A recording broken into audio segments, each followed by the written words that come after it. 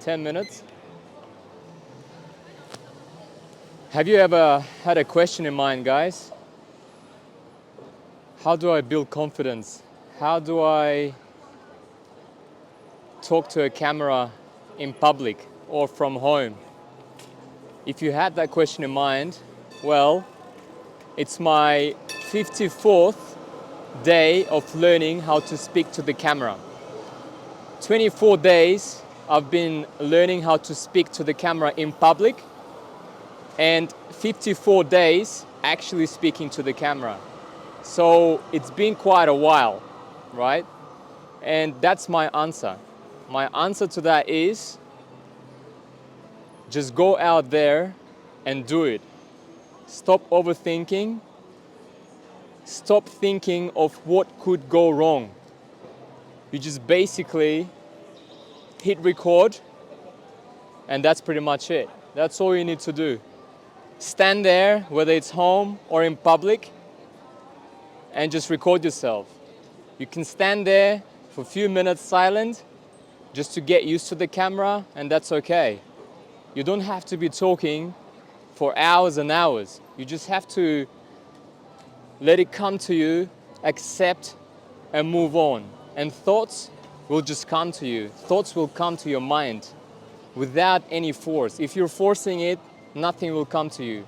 But if you let it come, let it go, it's gonna just be a flow. Trust me on this. I've done it for the past 54 days. And even though it's my 24th day of filming in public, you can't even imagine how much pressure there is, how much tension, how much social anxiety could it be. And on top of that, you have to actually have your clear thoughts in mind and speak to the lens. And I'll give you a proof here. So I'll take my phone out and film what's going on around me. So there are people walking that way. There are people walking towards me. There are people at the back. There are basically people all over around, like all over the place. And my main point here that I want to transpire to you or transliterate to you is that the overthinking kills the first step. Trust me on this. You see, I'm trying to be cautious and conscious of my arms and ahs. And so far, I think I haven't done one. And I'm trying my best to avoid it and pause, because I do listen to quite a few public speakers who are talking about how to speak in public and how to speak to the audience. And one of the tips that I've learned from them is to pause instead of filling those moments, the empty moments, with filler words or arms and ahs. So I think I'm doing all right. Please leave down a comment below if you think I'm doing okay compared to my previous videos. I think in the previous video I had like three or so arms and ahs. And now I think I have 0, which is an amazing improvement. Apart from what I've just said, I think another point I want to add here is that given all the pressure, given all the tension around me, given the public eyes and all that type of things, you don't really have any excuse, because English is my second language. My first language is Russian. And I can prove it to you. Меня зовут Рустам, я с Алматы, с Казахстана. Я жил в Мельбурне уже и живу в Мельбурне последние 15 лет. И сейчас я начал свой путь, говоря на камеру на YouTube.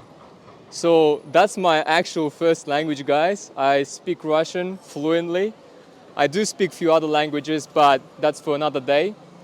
Today I wanted to continue the topic of yesterday, where I was talking about the journey of struggle and perseverance in Melbourne when I arrived here 15 years ago. It's been a crazy long journey, but I don't have any regrets. And my plan for today was to talk about the skills that I think I've learned from the jobs I had.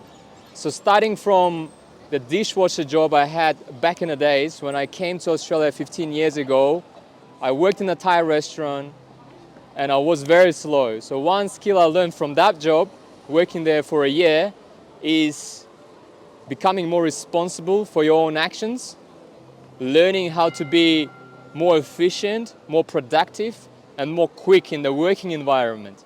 Because prior to that, I've never had that experience working as a dishwasher. And that learned me how to become quick, efficient, and productive. From there onwards, I found a job in an IGA shop. So it's like a grocery shop where I worked for about 6 months or so. There, I've learned how to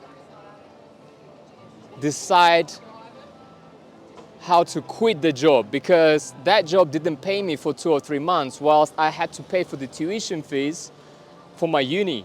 And I didn't know how to say to the boss that I'm quitting. And I think that was my first decision that I've ever made, a big decision to quit the job, because I had to work there, but they didn't pay me, and there's no other choice other than quitting. But it was hard because I was thinking that I'm gonna get paid one day, and I was keep working there for free for 2 or 3 months in a row. And that's one skill I learned from that. Another skill I learned from that is being a cashier, how to handle money, how the grocery shop, that kind of business works. And the skill that I learned from IGA, from that grocery store. Then I found a job as a guest services agent in a hotel and a night auditor. In my night auditing job, I learned how to keep the books, organized, because in the meantime, I was actually learning or studying accounting and finance, and that helped me a lot in terms of building up that experience. And obviously customer service, because prior to that, I've never had any customer service experience, and that was the only one at that particular point in time. And that gave me an opportunity to find another work in a hotel where I worked for about 4 years, and that allowed me to pay for my tuition fees at the end of the day. So great deal of customer service I've learned from there, and I appreciate that work because I've learned another skill on how to talk to people, how to greet people, etc. Then another major work that I had after that is working as a sales consultant, in a door knocking business. So the skill I've learned there was the resilience, the confidence, the sales skills. Because in this day and age, sales skills are very important. If you can't, in any business, would require sales skills of a person if they want to hire someone. So that's another big lesson I've learned from that. I don't know whether it came to me straight away, but after a lot of repetitions, it did become as a second nature. And then I talk about this in my previous videos on how I was achieving, and I was the top seller in that company. So sales, confidence, and perseverance, again, I've learned from that, and resilience from that job. And I'm really grateful for that experience, because that was the experience I couldn't have gotten from anywhere else. So that's why I think anything that you go through life will definitely help you in your journey. So that's how it helped me up until now. Just an update, guys. Just in the middle of the road here. This is Chinatown, right over there. Quite a lot of people as usual. And as you can see, I'm pretty confident, I think. And I think the flow is pretty nice without arms and ahs. And I'm really thankful to myself that I've actually started this journey on YouTube, because I've learned a lot, to be honest with you. If you compare my day 1 to day 54, I feel like there's a crazy big gap over there. So and then the door knocking job. After that, Okay, I had the R there. First time in this video. All right, shit. I think, guys, it's time. I don't really have enough time to finish this topic, but I feel like I need to finish this for this moment because tomorrow we'll continue another one. So yeah, so that door knocking job and the skills I've learned there helped me to get a job in accounting where I worked for about 3 years. It was an asset management company where I actually used my accounting degree and learned the skills of the trade in accounting. So I've learned how to create financial statements, business activity statements. I've learned how to work in a corporate environment. I've started my CPA journey, chartered public accountancy, and things like that. And from that particular job, I've learned the skills of financial management, accounting, which helped me a lot for my next journey, which is strata consulting. And whilst I was working in that corporate job, and a lot of people call it, you know, I was stuck in that rat race. And I've actually realized that because in my 3rd year, I was actually coming to that job, to my desk, and was thinking, what am I doing here?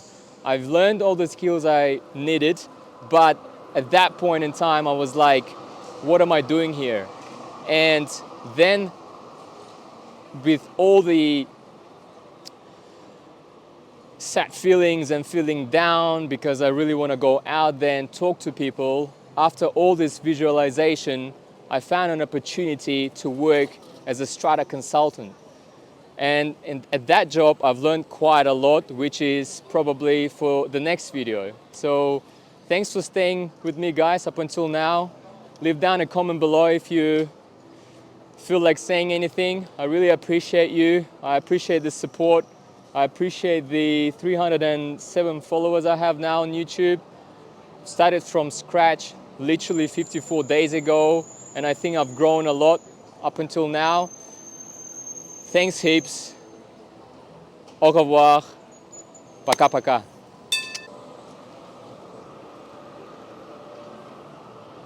So yeah, guys, literally packed, crowded area. Everyone is literally looking at me and trying to see what I do, but I literally don't have any hesitation or nervousness at the moment. Feel pretty confident. So see you in the next one. Bye now. Guys, I literally just realized I wanted to share with you that I've been sweating quite badly. I'm not sure if it's because it's hot, but it's not hot in Melbourne, it's quite cold. I don't know why, I didn't feel real tension or nervousness, but I feel like, I don't know, my probably body responds to that, even though my mind thinks a different thing. But yeah, anyhow, I just wanted to share that with you. Peace.